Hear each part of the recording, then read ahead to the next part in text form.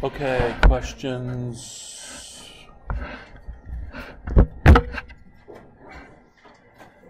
And if you want, I will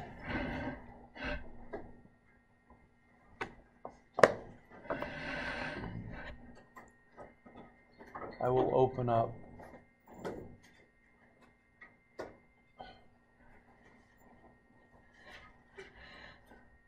Piazza up here if you wanna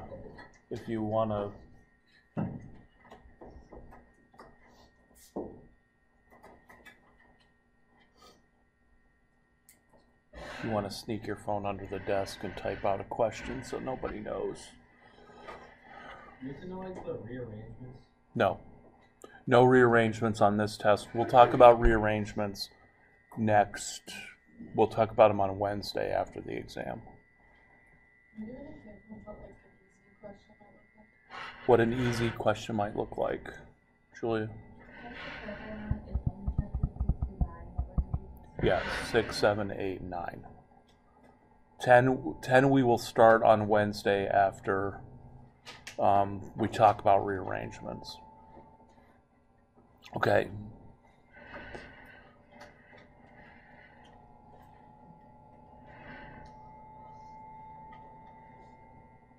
And then there were a couple questions that I didn't get a chance to answer last night. Easy.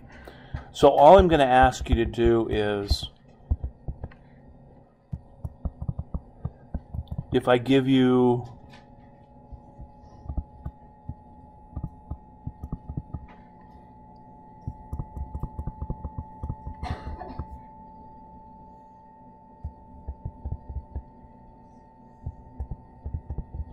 let's say I gave you this one and I said, is this E or Z? I'm not going to ask you to name it. Just, is it E or Z? Okay.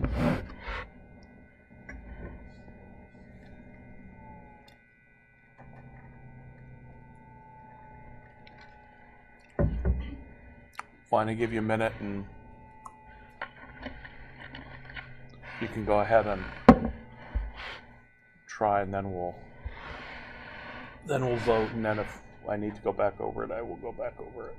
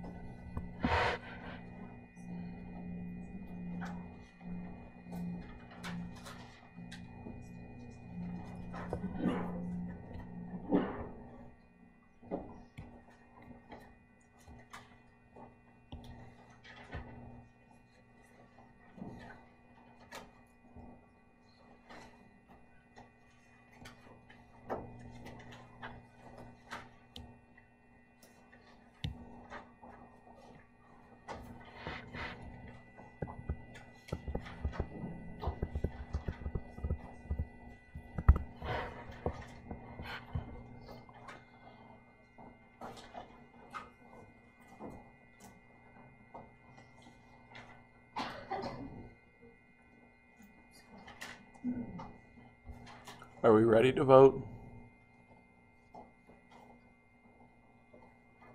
So E is A, Z is B, and C is... Don't know.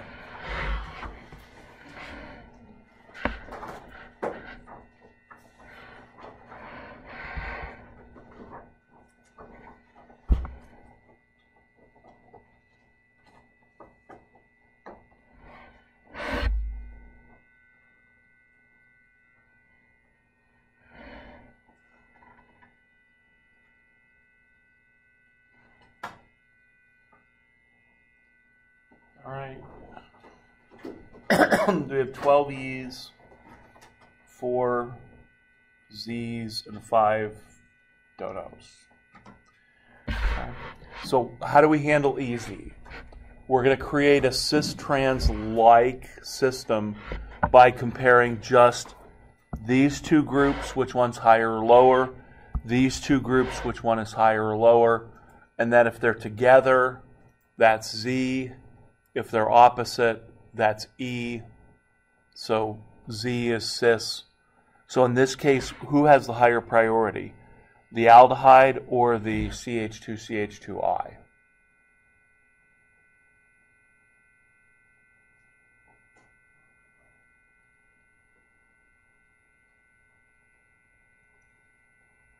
Take a guess.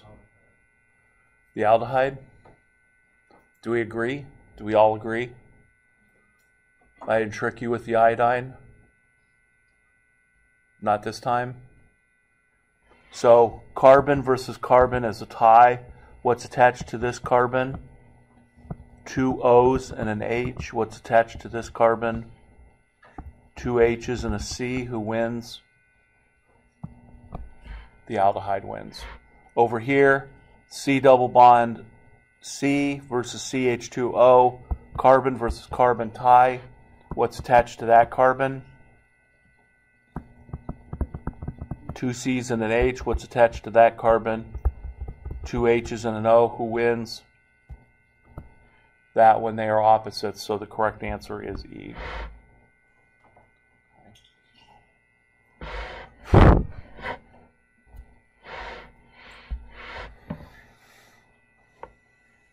So that's what I'm going to ask in terms of E or Z. I'm just going to give you a molecule, say, is this E, is this Z?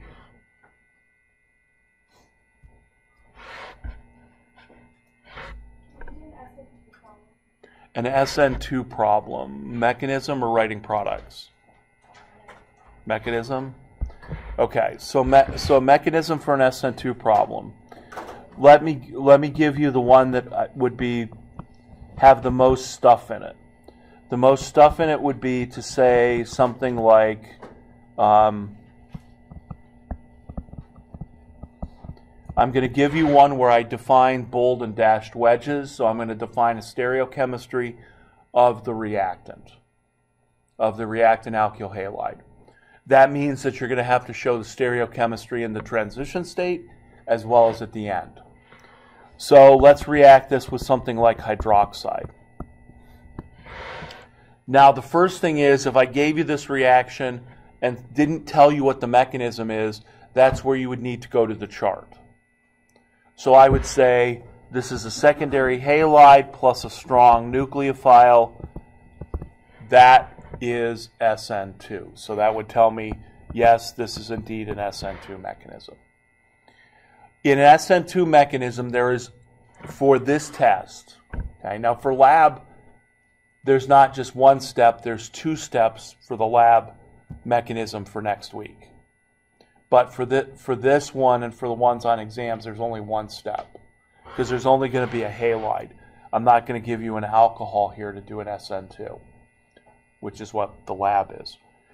So there's only going to be arrows, transition state, final product. So you have to make sure you get the arrows. So the OH minus is going to come and it's going to do a backside attack on the chloride, and then the chloride's going to leave. That's going to give me the transition state. The transition state always looks like this. It always has the nucleophile, the leaving group, and dotted lines in a straight linear line. Then you're going to have a bond in the plane, a bold wedge, and a dashed wedge. And whatever the positions were over here, they're going to translate to this. So methyl was on the regular bond that's in the plane. The ethyl group was in the bold wedge, and the hydrogen was on the dashed wedge. So in the transition state, we have to put our groups in exactly the same orientation as they were in the reactant. And for this reaction, or for the reactions for Monday, you're always going to have your nucleophile with a delta minus charge and your leaving group with a delta minus charge. In the lab mechanism, if water is leaving, as it will be, it doesn't leave as a delta minus, it leaves as a delta plus. So, but for this one, it's just going to be a negative nucleophile and a negative leaving group leaving. Okay. And then the final product, and this is where when you did the practice problems, you want to make sure that you have inversion of the configuration. And the only way you're going to get inversion of configuration is to have the nucleophile, in this case the leaving group is on the right, the nucleophile has to add to the left side. So in other words, we have to have the OH attached to the carbon, and now we're going to have our, in the plane bond, our bold and our dashed. So we're going to have the CH3, the H, and the CH2, CH3 in exactly the same orientations. Because one of the things, if I give you a problem like this, I'm going to check, is I'm going to make sure that the product has been inverted. And if you have the product in the same configuration, which when that happened in the practice problems, it was because you added the nucleophile in exactly the same position as that the leaving group was in. So you got to make the nucleophile go all the way around and add from the backside. So in this case, this would be R, and this one would be S. Because the hydrogen is number 4. The nucleophile, once it replaces, becomes the number 1 group, and it's replacing the number 1 group from the halogen. So this would be the key elements of that mechanism. Arrows, transition state, final product. And then you might say, well, do I need to show the chlorine? Probably should, but it's not something that'll necessarily I'll be looking for. I'm looking for the organic part of the product. So that would be a mechanism for SN2. And you want to make sure you get all those elements. Because if this is like, I think I've moved back from 15-point problems to 12-point problems. I think I had 10, might be 10. Whatever it is, take those 10 points and divide them up over 3. So if you're missing a chunk, you're missing a third of the problem. Julian? Is the reaction in the product always for SN2 always going to have opposite RMS? Yes. Okay. It will always, that's the key, that's one of the key elements of SN2. Inversion of configuration. So they will always end up being RS or SR. Are you going to give us ones that are no reaction? I could. I think there was a question last night of, what was it? Can you give an example of a problem that has no reaction? And then because of the inability to form a carbocation. So if you look at the chart, the only no reaction there is to take a primary alkyl halide and react it with a weak nucleophile. That was the only no reaction. Well, you know what? That's not true. This is one of the possible no reactions. This is the reaction. This is the no reaction because of the inability to form a carbocation. So the thing we have to remember is weak nucleophiles only react with carbocations. And if you have a primary halide, since it can't form a carbocation, this would be a no reaction.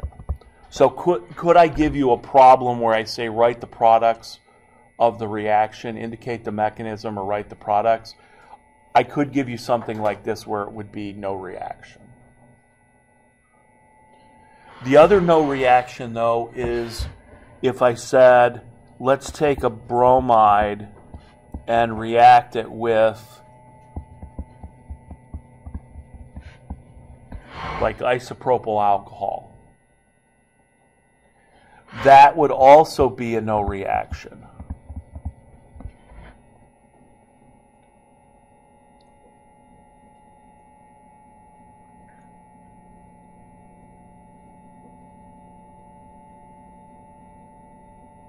Why is that one a no reaction?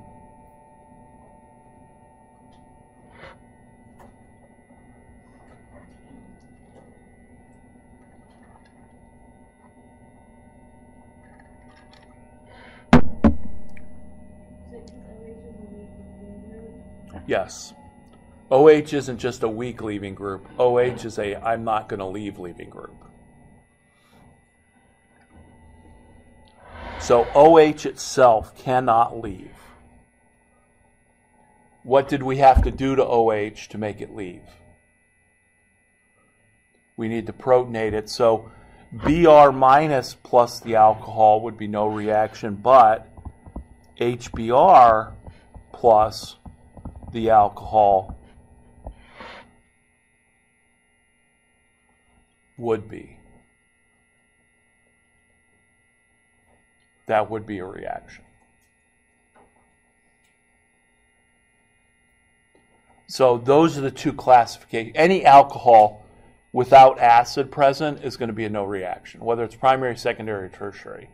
It's not an issue of not being able to form a carbocation. It's an issue of not, the OH just cannot leave.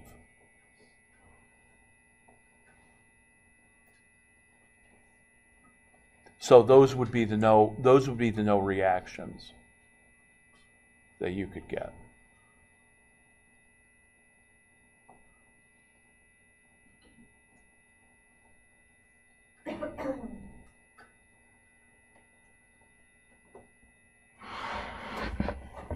Well, Maria, can I give you an E1 example? Mechanism or just writing the products? Ring or no ring?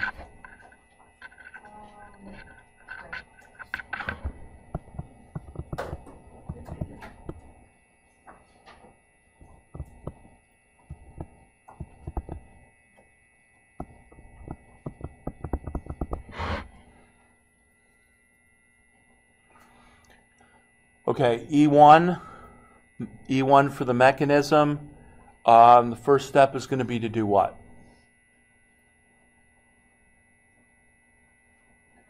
Break the carbon-chlorine bond, or lose the chlorine. So I'm going to have my arrow go to the chlorine, and I'm going to go ahead and break that bond. And hopefully if you've, or will have done enough problems by Monday, if you haven't already, you could write the transition state simply by saying, okay, that's the bond I'm breaking.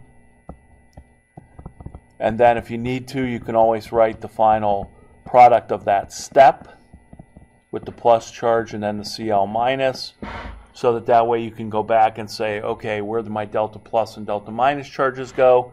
My carbon is delta plus, my chlorine is delta minus, so now I've got the carbocation. Let's say that in a mechanisms problem, I'm not going to ask you to write all the possible products, although I could. What I usually say is, let's write the major product, or write the mechanism of forming the major product. So in this case, I would have to go back to my original molecule here. I have 2 beta carbons with 2 beta hydrogens. Let's say beta hydrogen A and beta hydrogen B. And so which beta hydrogen am I going to lose to form the major product of the reaction? Is it going to be A or is it going to be B?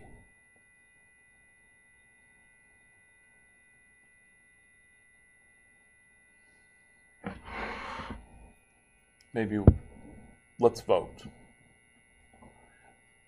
So if I give you the mechanism and I say you have to write the mechanism to form the major product, the first thing you need to do is know what the major product is. So right now I'm at this. Right now with the carbocation, I got to figure out which product I'm going to form.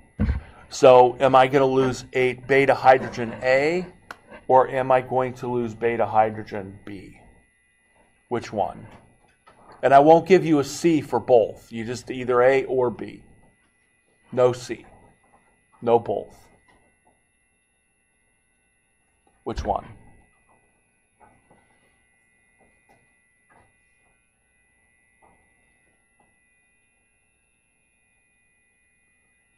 Okay.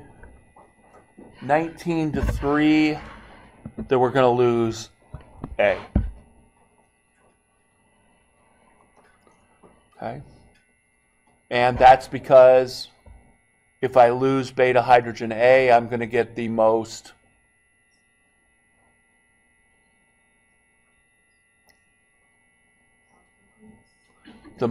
substituted double bond, the one that has the most alkyl groups attached to it, which is the alkene that is the most stable. Okay.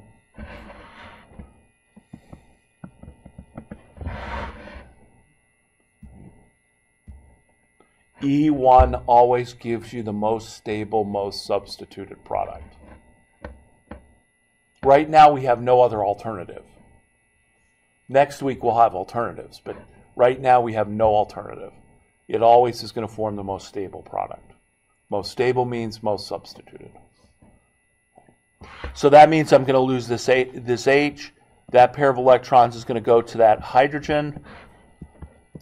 In my transition state then, I'm going to have a partial bond to the hydrogen because it's being broken. I'm going to have a partial double bond being formed.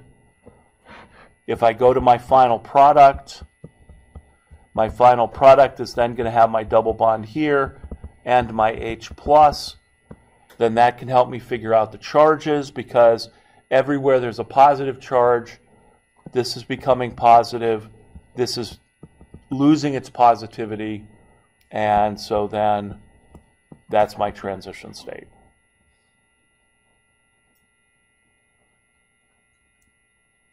So the E1 mechanisms from a halogen are always going to be break the carbon-chlorine bond, form the carbocation, lose a beta hydrogen to form the double bond. Do you have to show the transition state and final product of the second most stable one? No. If this was a mechanisms problem, I would give it to you and I would say write the mechanism for the formation of the major product. So I wouldn't have you write the other product. Now, if it was a problem where I said write all of the possible products of the reaction and then give me the major one, then you would have to write all the possible products, possible alkene products, and then tell me which one was the major or which ones were the major if it had more than one. So there's two different kinds of problems I can ask. A mechanism, or I can ask you just to write the products of the reaction. And I'm going to do both.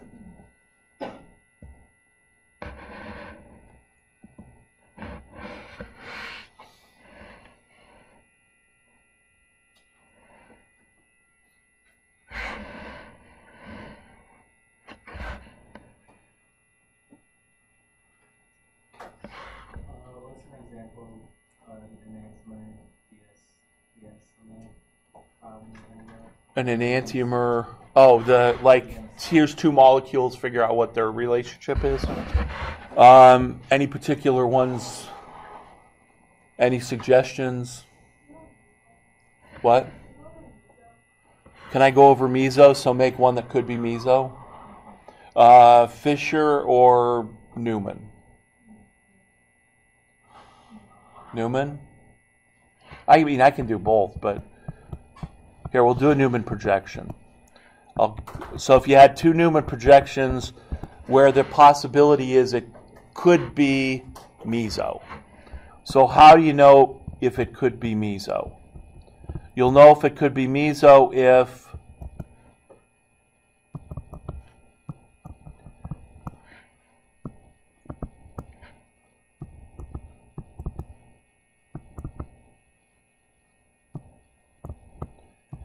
so if I had these two, the first thing that you do is,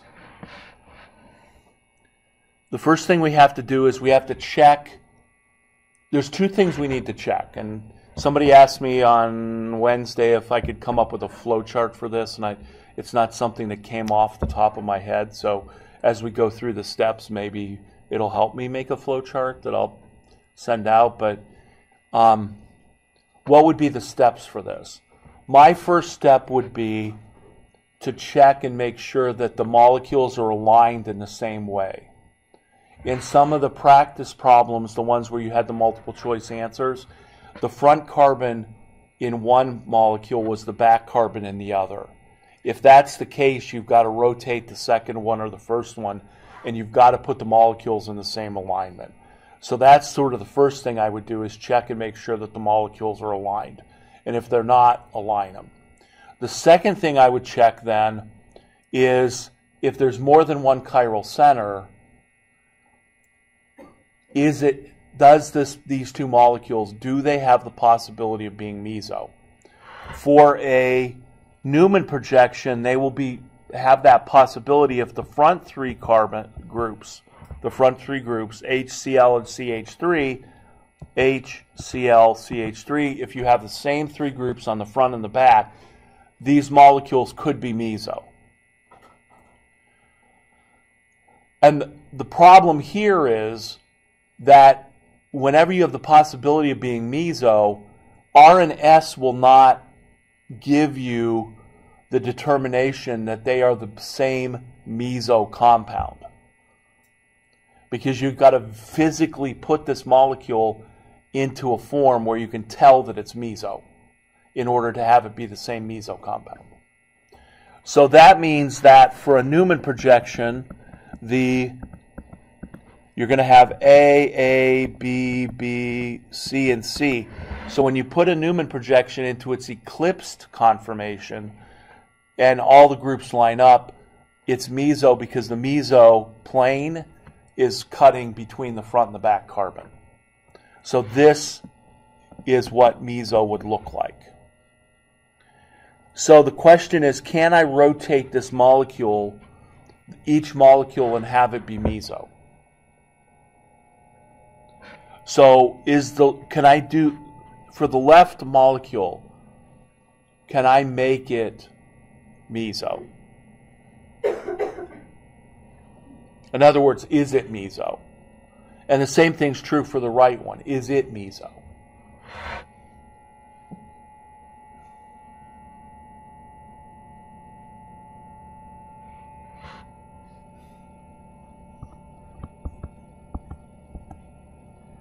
So how about I take I'm going to write the back carbon in here. Let's take the front carbon and let's rotate it so it comes down like that. So let me take the front carbon and let me do a 180-degree rotation. So chlorine is up. If I rotate it, chlorine's down. So if I rotate this 180 degrees, the chlorine is down. If I rotate the methyl group 180 degrees, what happens to it?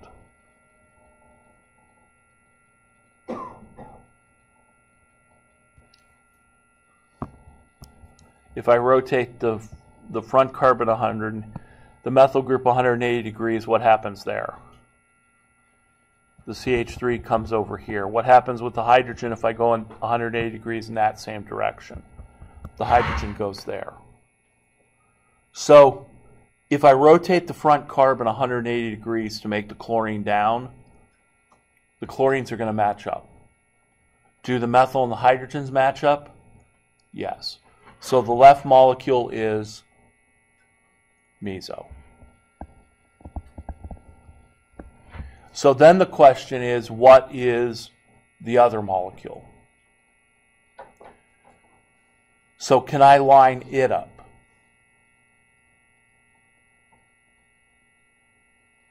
No? So if I try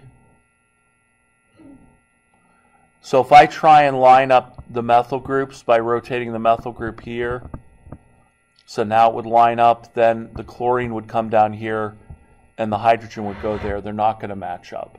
So that makes this molecule not meso. So whenever you have molecules that have the potential to be meso, you need to test each one to see if it's meso or not meso. So here's what could happen. What could happen is they're both meso. If they're both meso, then what? right? They're both meso, so what's the final answer there?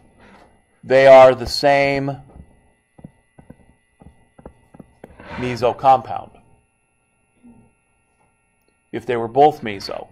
What happens if they're meso and not meso?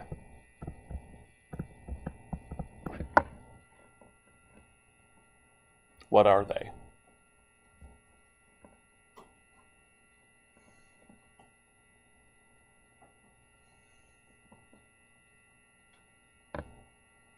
You're saying it, I just can't hear it. They're diastereomers. So if one's meso and one's not meso, they're diastereomers. And the reasoning for that is that how do you make a meso compound not meso? You switch one of the chiral centers, and now it's not meso anymore.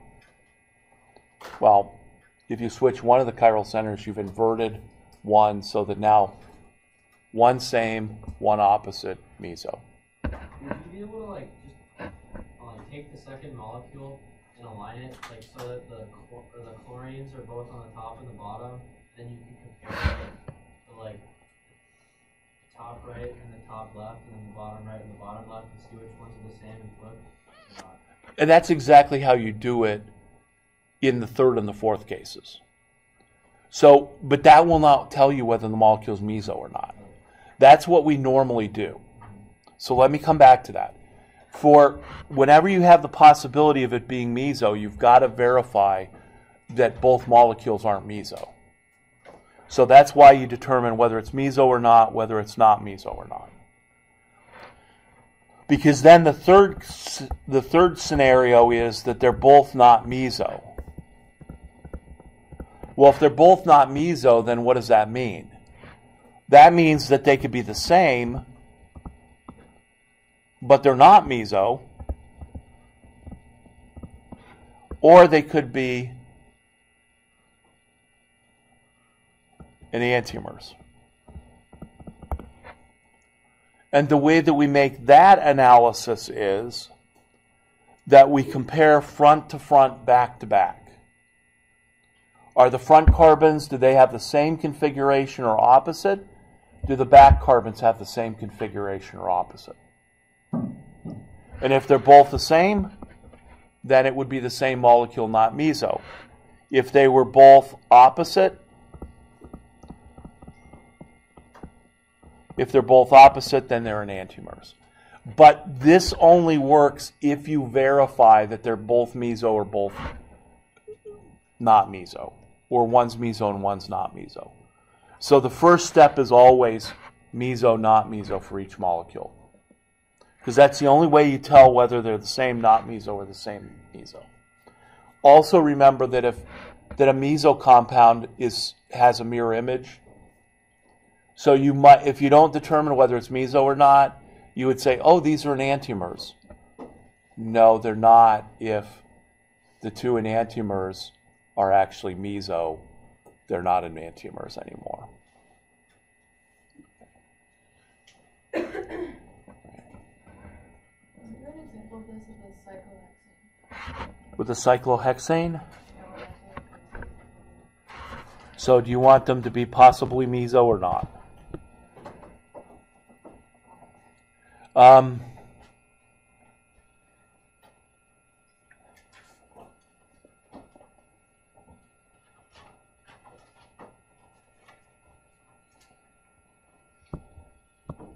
Do you want to have to move one? You want to have to?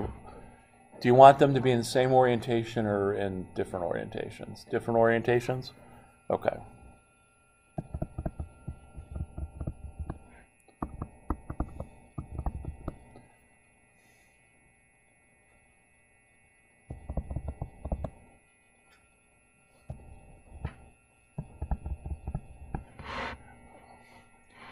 So as far as the making sure they're in the same orientation, here's two cyclohexanes. And as I look at it, the chlorines, the carbon with the chlorines don't match up. Now, there's two possibilities here for making these two, putting these two in the same orientation. Number one, if you can just simply rotate, the ring.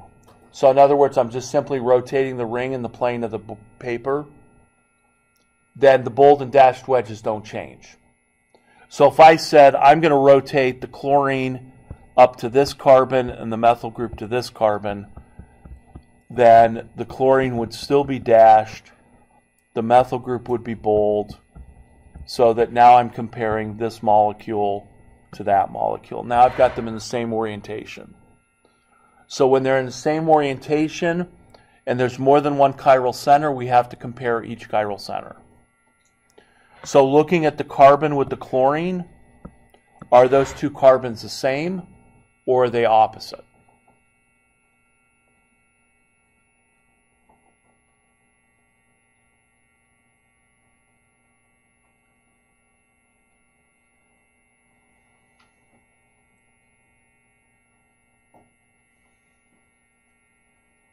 Say it. No, same or opposite? Oh, opposite. They're opposite? Do we all agree with that?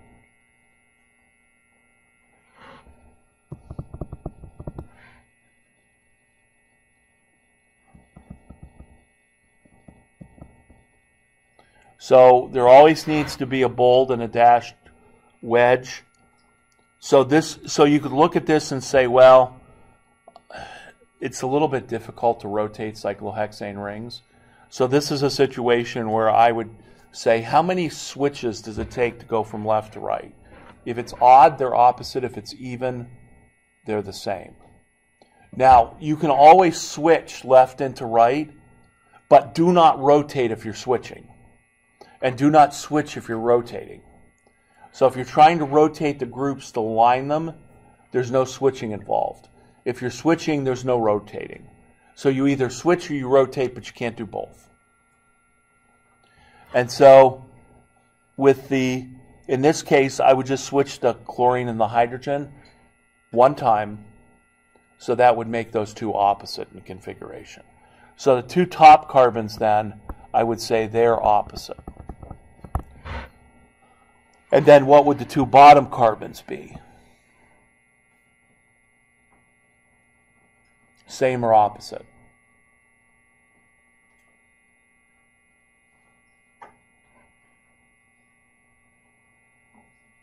Opposite as well. So when the two chiral centers are both opposite, that makes these two enantiomers. So these would be, the final answer would be that these are enantiomers.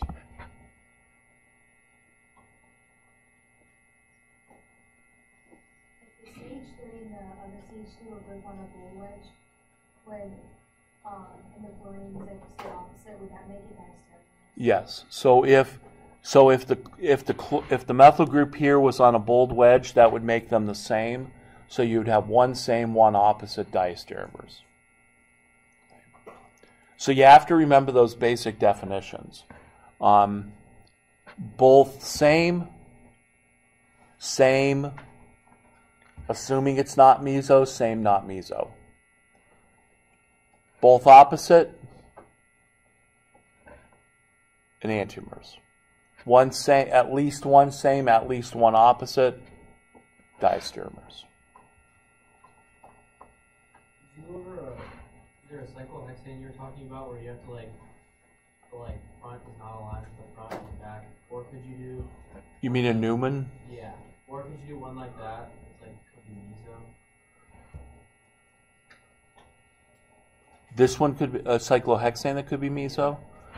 Okay, so for meso, I should give you the trick question that I always ask, but so the only cyclohexanes that can be meso are these ones, where you have two groups that are cis and they're 1,2, or two groups that are cis that are 1,3. These are the only possible mesocyclohexanes, I suppose.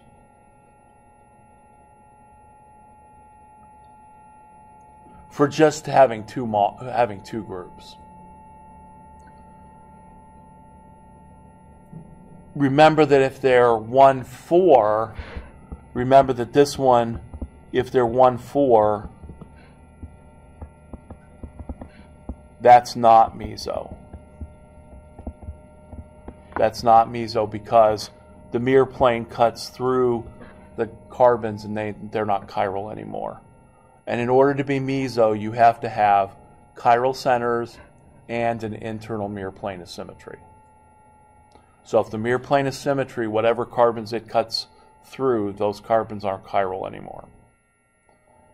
So as far as possible mesocyclohexanes, these would be the two possibilities. Now, I'll give you the, let me ask the question.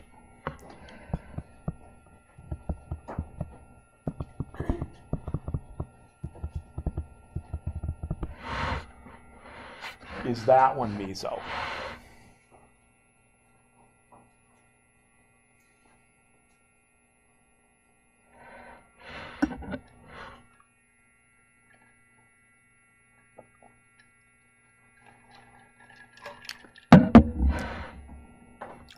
Let's vote.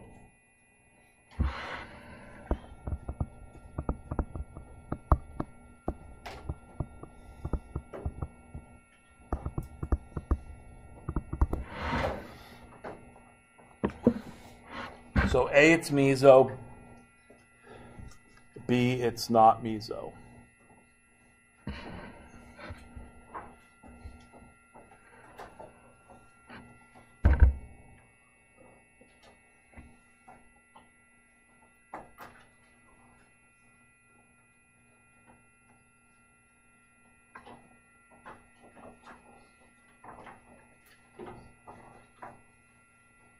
I have a 13-9 vote,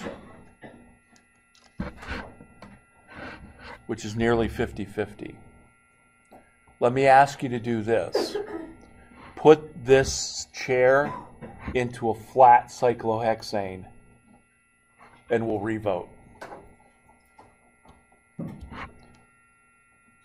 So put this into a flat cyclohexane, and then determine if it's meso or not meso.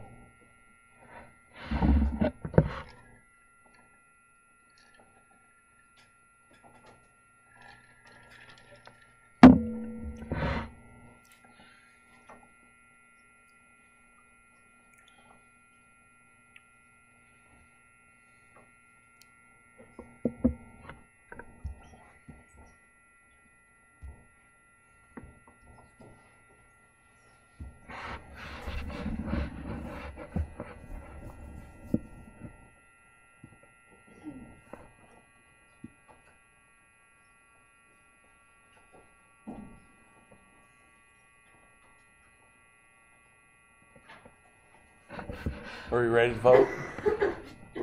Okay, so let's revote. Meso, not meso, A or B?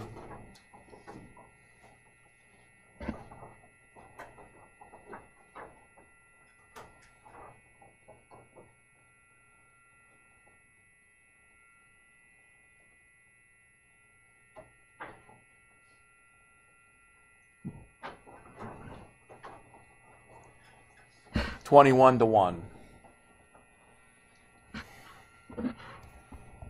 It is meso. So when you're looking for meso in a chair, always put that into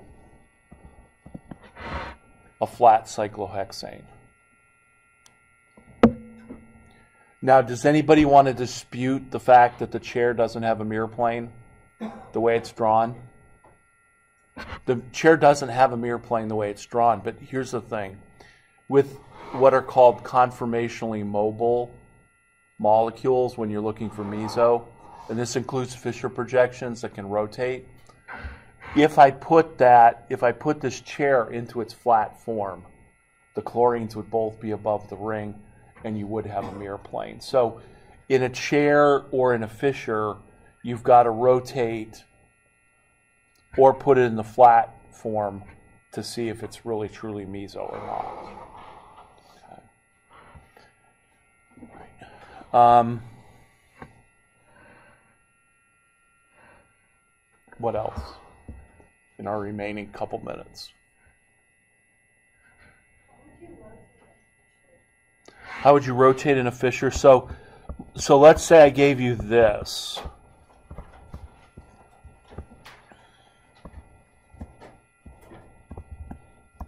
So let's say I gave you that and I just simply said, is that meso or not?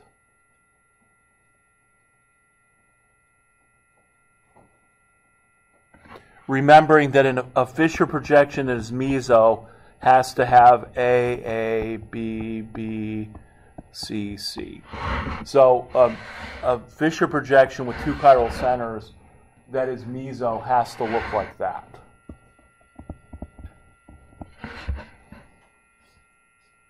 So is this molecule meso or not?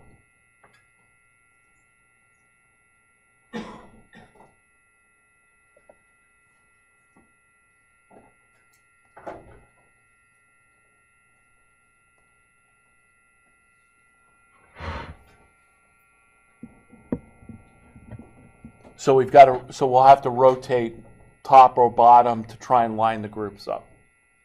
Okay? Let's take a quick vote.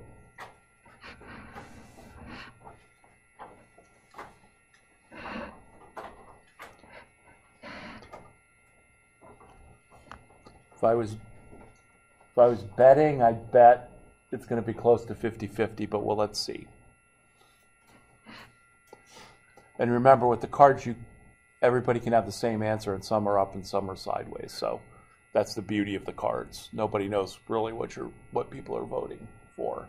If you're looking around, seeing if we really do have 50-50. 13-9.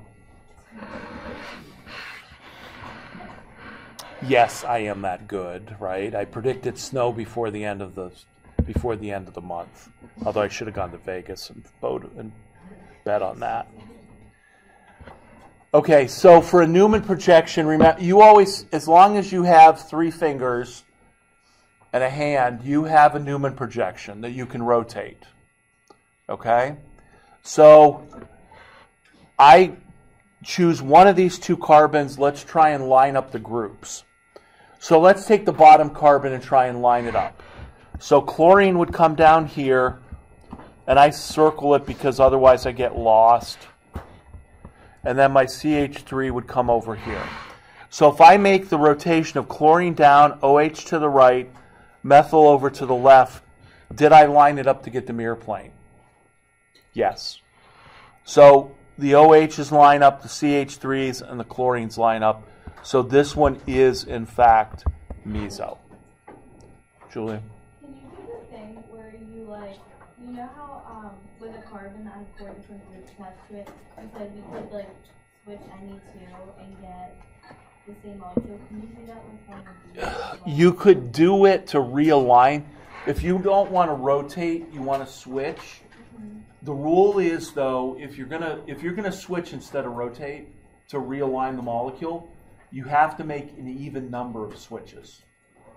And do you have to stick to just the bottom part of the molecule? You could. I could have done I could have tried to rotate the top and make it look like the bottom. But it has to be just those 3 on the bottom or just those 3 on the top, right? You can't switch the OH on the right side with the CH3 on the top class. No, because this is one chiral center that you're working with that's independent of this chiral center. Okay. If you have any questions, throw them up on Piazza.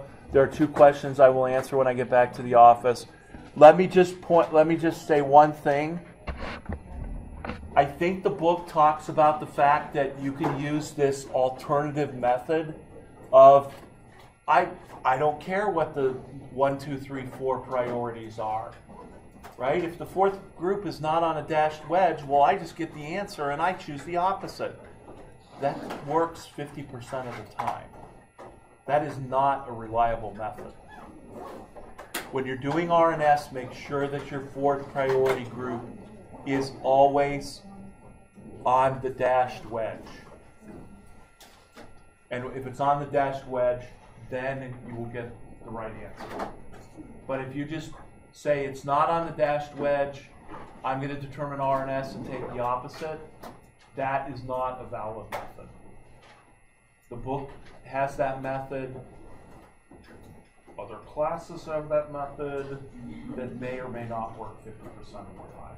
Okay? So always put your fourth priority group away from you. If you have any questions, I will definitely be around tomorrow because we have the STEM open house for future John Carroll students, hopefully. Here's your